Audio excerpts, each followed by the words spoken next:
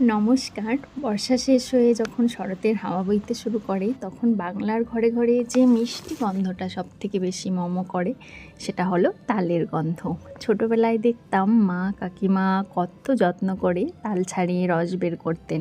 আজ আমি সেই পুরনো দিনের স্বাদ আর একরা স্মৃতি ফিরিয়ে আনতে বানাচ্ছি তালের পিঠে। চলুন দেখি কিভাবে চিনি আর নারকেল দিয়ে এই নরম তুলতুলে আর বাইরে থেকে মুচমুচে তালের বড়া তৈরি করা যায়। প্রথমে তালের ঘন রসটা বের করে নিতে হবে। এবার এর মধ্যে একে একে চালের গুঁড়ো, সামান্য ময়দা, মিষ্টির জন্য চিনি আর স্বাদ বাড়ানোর জন্য কোরানো নারকেল আর দিতে হবে মৌরি, এতে গন্ধটা দারুণ আসবে। এবার হাত দিয়ে খুব ভালো করে সব কিছু মেখে নিতে হবে। খেয়াল রাখবেন ব্যাটারটা যেন খুব বেশি পাতলা না হয়, ঠিক এরকম ঘন হবে।